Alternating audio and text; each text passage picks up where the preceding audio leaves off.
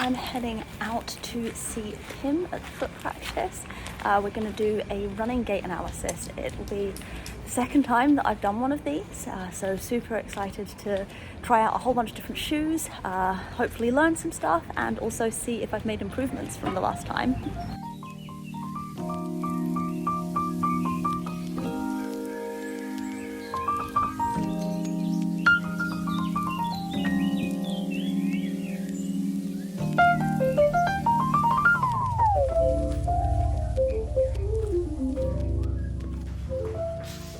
Am I in view? Yeah, more or less. Can you see my feet? No.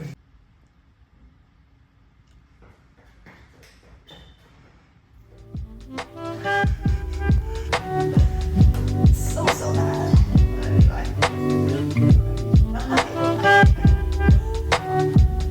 My left side is injured a lot. We're all good.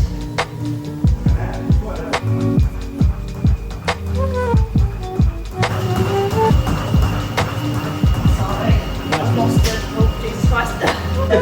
We got everything we need. Okay, perfect. But then, I've actually eaten and slept. I've done most of those good things this week.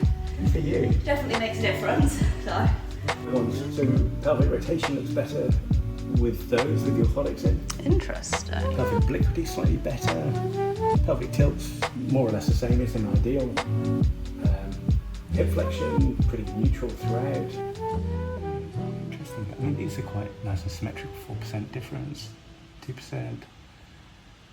I've got my run report here from my 3D gait analysis. Loads of absolute gold in here. I think the purpose of the report was really to analyse my running technique and my biomechanics overall so that we could learn more about how I can improve my efficiency and also prevent future injuries, so like stay healthy even as I increase the volume and training. So the report looks at a whole bunch of different things, analysing, you know, my foot strike, the movement of my hips, the tilt of my pelvis, how much I'm oscillating up and down, my cadence, my step width, if I'm overstriding, and all sorts of things.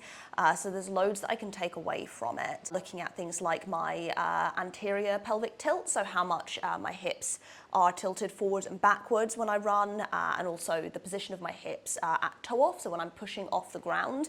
All of those were kind of within normal ranges and pretty solid. I think the biggest learnings for me are around my pelvic obliquity and my hip adduction. So that's where there was the biggest disparities between my left side and my right side. And when I changed in and out of different pairs of shoes, you could really see the lack of stability, especially in more cushioned or higher stack height shoes, was increased. The biggest takeaway from this for me would really be around the training that I'm doing for my hips in terms of stability and mobility. And I think that's interesting overall because oftentimes I get issues with my ankles, or I roll my ankles, especially on my left side, quite often. You know, I had an ankle injury when I was 15 years old. I fell down the stairs and did all the things you're not supposed to do. Now as an adult, I'm like, oh, I wish I had known better when I was that age, or at least listened to the people who knew better. But what I find fascinating is that everything in this report is really indicating that any kind of ongoing instability that I have in my ankles is really starting from my hips and the strength and mobility that I have there. That's not to say that there's nothing that can be done for my ankles. Definitely I need to still work on my dorsiflexion, looking at my inversion, eversion, and, you know, maybe incorporating more kind of single leg balance movements, which I think is a lot of good stuff that I'm already doing in my warm-ups or, you know, on my kind of lighter active recovery days. So a good reminder to just keep on at that because it is super essential. Looking at the two different sides of my body, there's a little more instability on the left side, there's a little bit more stiffness on the right side.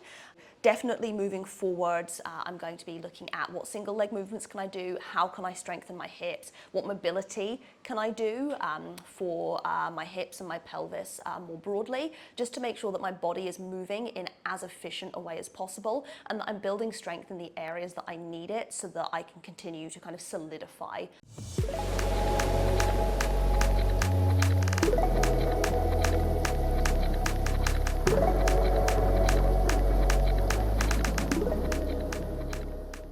Okay, so I'm here at the Coached lab, first time in the new space, even though they've been here for a while. Super cool and excited to jump in and do some lactate testing. It's been 2 years since my last test, so yeah, I think I've made some improvements, but we'll see.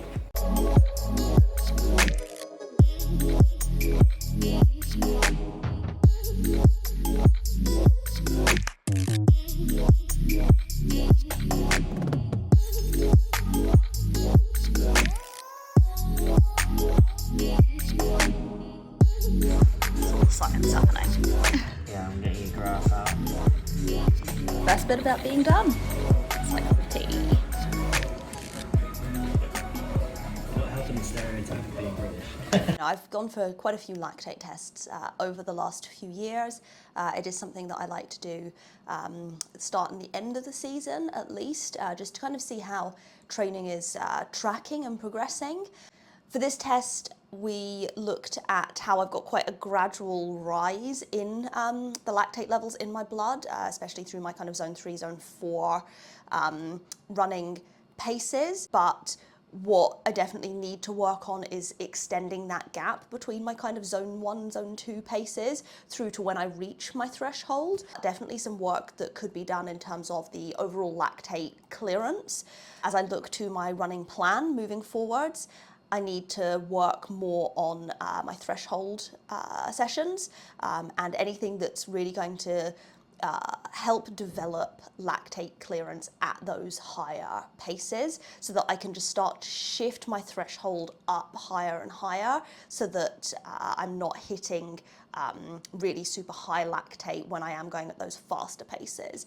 And this is really key for Hyrox because you're pushing quite close to your threshold pace, but you're also spiking your lactate levels when you're doing all of the strength components as well. So especially, you know, once you hit station 2 and station 3, the sleds, you know, you're really taxing your muscles doing movements with quite heavy weights. So being able to have that efficient lactate clearance so you can get back up to those higher running paces and keep moving efficiently is really, really important. So biggest takeaways from this is to continue with my base building, so making sure that I've really got that kind of foundational level of zone 1, zone 2 pacing there, and to make sure that I am laying those foundations and that I am kind of keeping like 80% of my training week on week in those nice aerobic zones, but then making sure that I'm being really specific in my threshold work, building up my tolerance to being at threshold and helping my body just to learn how to clear that lactate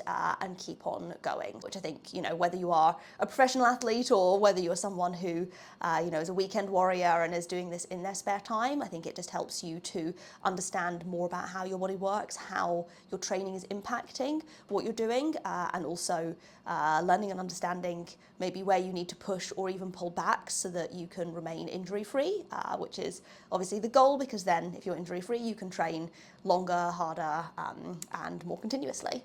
Overall, really happy to see the progress there and looking forwards to putting some of the learnings into practice in my upcoming training sessions.